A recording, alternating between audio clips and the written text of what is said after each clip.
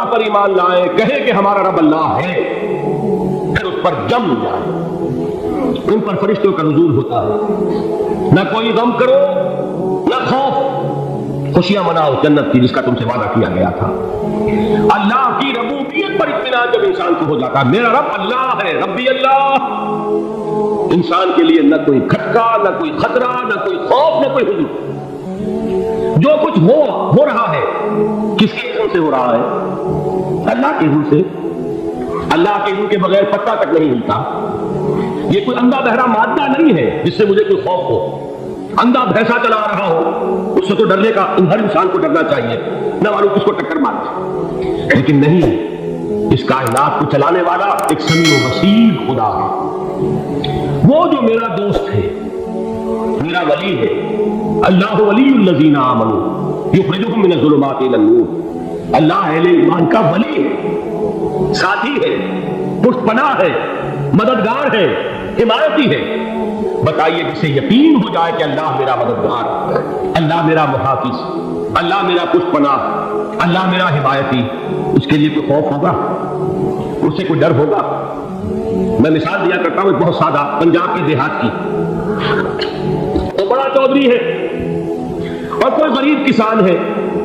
اس غریب کسان کی کہ جانوروں کو ہر وقت اندیشہ ہوگا چوری کا، کوئی میری بھینس کھول کر نہ لے جائے، کوئی میرا بیل کھول کر نہ لے جائے۔ لیکن جس کے بارے میں یہ سب کو معلوم ہو کہ وہ جو بڑا چودھری ہے وہ اس کا دوست ہے، اس کی بچیا کو کوئی خوف ہوگا؟ اس کی بھینس پر کوئی ہاتھ ڈالے گا؟ اسے کوئی اندیشہ ہوگا؟ نہیں۔ کیوں؟ کہ وہ بڑا چودھری، بڑا اس کا یہاں کا سردار، جاگیردار، سب کو معلوم ہے وہ میرا دوست ہے، کوئی میرے خلاف اقدام نہیں کر سکتا۔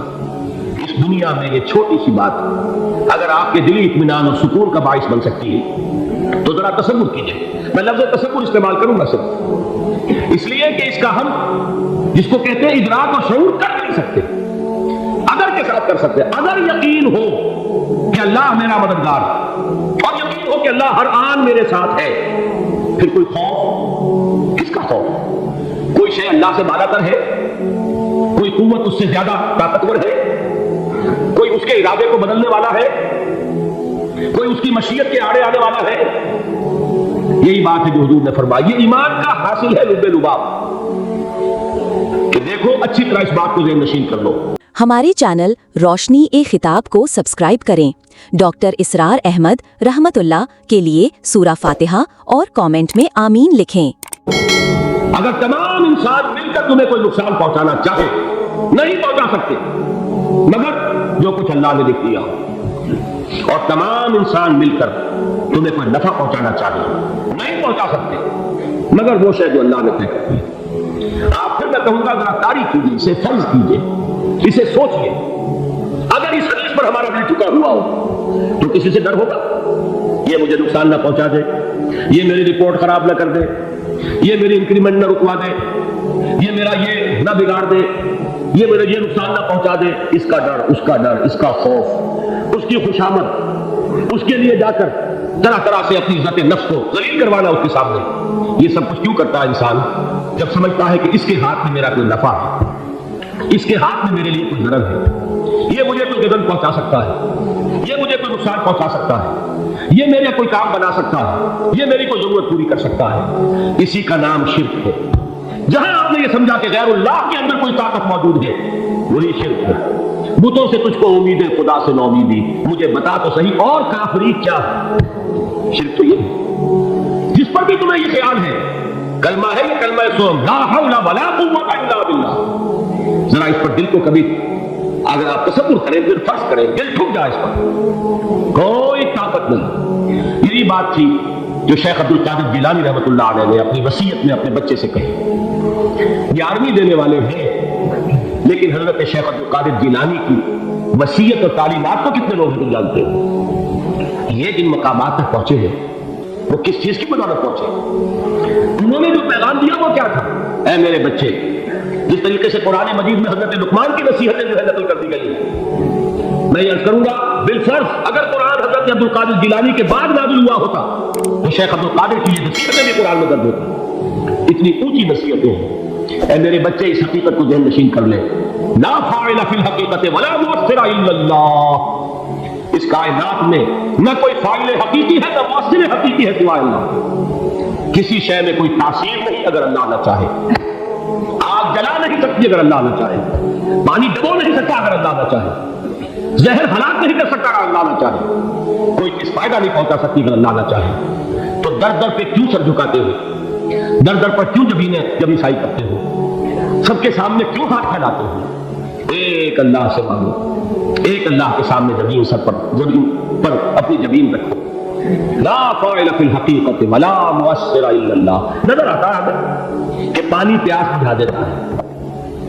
پیاس بجھانے کی صلاحیت پانی میں نہیں ہے، اللہ کی اذن سے. کھانا بھوک مٹا دیتا ہے، بھوک مٹانے کی صلاحیت کھانے میں نہیں ہے، اذن رب میں. دیکھیے یہی یقین تھا. حضرت موسیٰ علیہ السلام کا واقعہ یاد کیجیے. سامنے سمندر آ گیا، قوم دیکھتی ہے پیچھے کہ گرد و غبار کا طوفان. معلوم ہوا کہ فرعون اپنے لشکر سمیت آ گیا. لشکر جب چلتا تھا تیز رفتاری کے ساتھ تو گرد و غبار کا جو طوفان اٹھتا تھا اس کا تصور کیجیے. اور لمحہ بلمحہ وہ قریب آ رہا. پوری قوم نے کیا کہا؟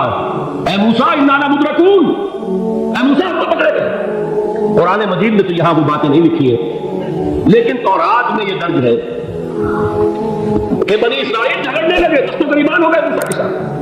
موسیٰ نے یہاں فرمایا لا کر، اس سے تو ہم ہی بے تک تھے. باہر کھانے کو ملتا تھا، زندگی تو تھی، بیدار ہم کر رہے تھے، موت تو نہیں تھی. اب جو کچھ ہوگا اس کا تصور کرو. اس طریقے سے ہمارے ٹکڑے اڑائے جائیں گے. تو لڑ رہے ہیں حضرت موسیٰ علیہ السلام سے. یہ تورات کی تفسیر ہے.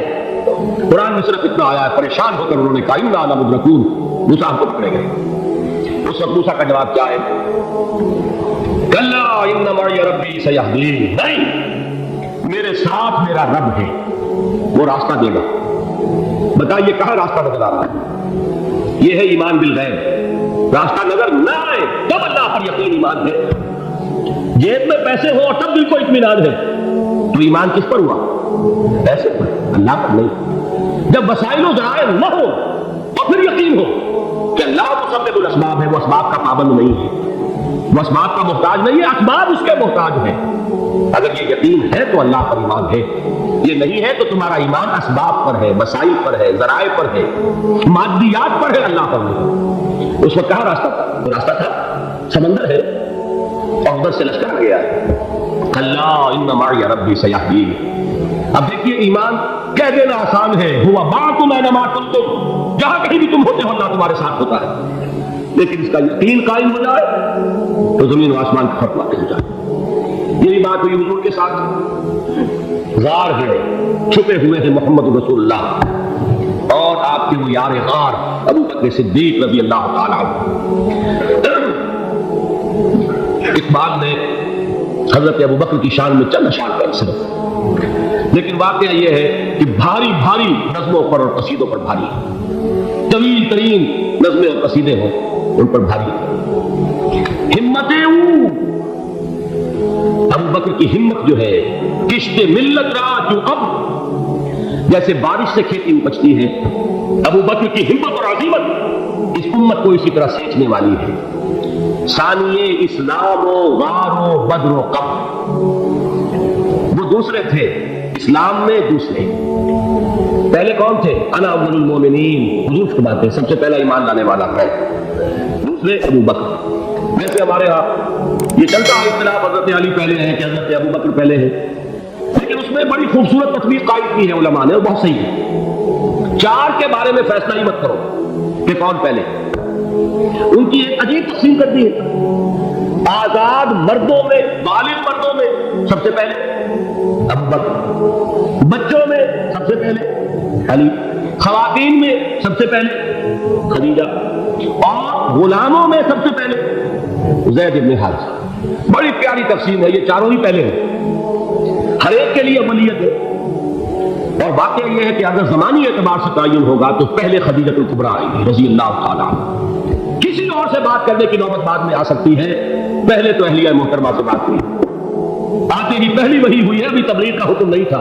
کس کو بتایا واقعہ؟ ابھی اپنی نبوت کی تبلیغ کا تو حکم ہی نہیں آیا. واقعہ کس کا ہے؟ تو خدیجہ کا ہے. جب کہا ہے کہ خشیت علی نفسی، مجھے اپنی جان کا اندیشہ ہے، تو کیا جواب دیا خدیجہ نے رضی اللہ تعالی عنہا؟ وہ صدیقۃ الکبریٰ ہے. صدیقات جو ہے خواتین ان میں چوٹی پر خدیجہ الکبریٰ رضی اللہ تعالیٰ عنہ، اور صدیق جو مرد ہیں ان میں صدیق اکبر ہے ابو بکر صدیق رضی اللہ تعالیٰ عنہ. لیکن صدیقات میں چوٹی پر جب حضور نے فرمایا خشیت علی نفسی، کیا فرمایا، کیا عرض کیا، کیسے تسلی دی؟ نہیں اللہ آپ کو ضائع نہیں کرے گا. آپ غریبوں کے ہمدرد ہیں، آپ مساکین کے تکالیف رفع کرنے والے ہیں، آپ بیواؤں کی سرپرستی کرتے ہیں، آپ مسافروں کی خدمت کرتے ہیں، اللہ آپ کو ضائع نہیں کرے گا. یہ یقین ہے اس خاتون کے اندر. خیر وہ ایک علیحدہ بات ہو جائے گی. میرے دل پر حضرت خدیجہ رضی اللہ تعالیٰ عنہ کی شخصیت کا بڑا گہرا نقش جو کوئی اور یہ وقت اور موقع ہوا تو بیان ہوگا. بہرحال اقبال نے ایک مصرے میں جو 4 اولیتیں جمع کر دی ہیں، ہمتیں کشت امت رات و ابر، ثانی اسلام و غار و بدر و قبر. اسلام میں حضور کے بعد پہلے کون؟ ابو بکر. غار میں حضور کے ساتھ کون؟ ابو بکر. بدر کی رات اللہ کا رسول سر بسجود، وہ جھاڑ، وہ گھاس پھوس کی جو جھوپڑی بنائی گئی تھی، اور وہاں تلوار ننگی لے کر پہرا دینے والا کون؟ ابو بکر. اور اس حجرہ عائشہ میں محمد کے بعد سب سے پہلے دفن ہونے والا کون؟ ابو بکر رضی اللہ تعالیٰ عنہ صلی اللہ علیہ وسلم. وہ جو معاملہ سنا رہا تھا غار ثور کا، حضرت ابو بکر بھی حضور کے خیال سے لرز گئے ہیں. آپ کو یاد ہوگا کہ جا کر پہلے تمام جتنے سوراخ تھے انہیں بند کیا. ایک سوراخ رہ گیا تھا جس کو بند کرنے کے لیے کوئی کپڑا نہیں تھا، وہاں اپنی ایڑی رکھی ہے. تب کہا ہے حضور سے تشریف لائیے، اور اپنے زانوں پر حضور کو لٹایا ہے، اور وہاں کسی موذی جانور نے کاٹا ہے. حضور کی آنکھ لگ گئی تھی. اس وقت اس دل کے اندر جو بھی بچھو ہے، کیا ہے اللہ عالم، اس نے کاٹا ہے. اس کی تکلیف کی وجہ سے ابو بکر کی آنکھوں سے آنسو ٹپک گئے. حضور کے چہرے مبارک پر پڑے تو حضور جاگے معاملہ کیا ہے. یہ نہیں ہٹا وہاں سے، نبادا وہ جانور وہاں سے نکل کر محمد الرسول اللہ کو کوئی گدن پہنچا دے. ابو بکر کی یہ ہے جس طرح چاہے کھا لے، ختم کر دے، جان نکل جائے تب کوئی آ جائے محمد پر پائے. لیکن جیتے جی نہیں، وہ ہے ابو بکر. حضور کے خیال سے اس وقت حضور نے پھر اپنا دعا میں دہن لگایا ہے، اور اس سے پھر آپ کی تکلیف ختم ہوئی. جیسے خیبر میں حضرت علی کی آنکھ دکھ رہی تھی، اس کو جو شفا حاصل ہوئی ہے وہ بھی حضور کے لعاب دہن سے ہوئی. تو بہرحال اس وقت انہوں نے کہا ہے کہ اے نبی یا رسول اللہ، اگر اس وقت ان میں سے کسی نے غیر ارادی طور پر بھی اپنے قدموں کی طرف جھانک کیا تو پکڑے جائے. کیا جواب تھا اللہ کے رسول کا؟ لا تحزن ان اللہ معنا. اللہ ہمارے ساتھ ہے. کیوں بول رہا ہے بکر؟ یہ ہے ایمان باللہ. میرا مالک اللہ، میرا رازق اللہ، میرا محافظ اللہ، میرا مددگار اللہ، میرا پشت پناہ اللہ، میرا دوست اللہ. یہ دوستی ہے اللہ کی جو لب لباب ہے، حاصل ہے ایمان کا. اسی کا نام ولایت ہے. اور یہ اللہ کے سروں پر سینگ نہیں ہوتے. جس کے دل میں ایمان راسخ ہو چکا ہو وہی اللہ کا ولی ہے. جسے اللہ پر یقین ہو چکا ہے وہی اللہ کا ولی ہے. جسے یقین ہے اللہ میرے ساتھ ہے، میرا مددگار، میرا پشت پناہ، میرا ساتھی، میرا دوست، میرا محبوب، میرا معین. اللہ اہل ایمان سے محبت کرتا ہے. واللہ یحب الصادقین. ان اللہ یحب الذین یقاتلون فی سبیلہ صفا کانہم بنیان مرصوص. اللہ محبت کرنے والا اہل ایمان محبوب، اور اہل ایمان محبت کرنے والے اللہ محبوب. والذین آمنوا اشد حبا للہ. آپ تصور کیجئے جسے یہ رشتہ ایمان یا رشتہ ولایت حاصل ہو جائے، الا ان اولیاء اللہ لا خوف علیہم ولا هم یحزنون. آگاہ ہو جاؤ، اللہ کے دوستوں کے لیے نہ کوئی خوف ہے نہ کوئی حزن ہے. اگر آپ کو ویڈیو اچھی لگی تو چینل کو سبسکرائب کریں. ڈاکٹر اسرار احمد رحمت اللہ کے لیے سورہ فاتحہ اور کامنٹ میں آمین لکھیں.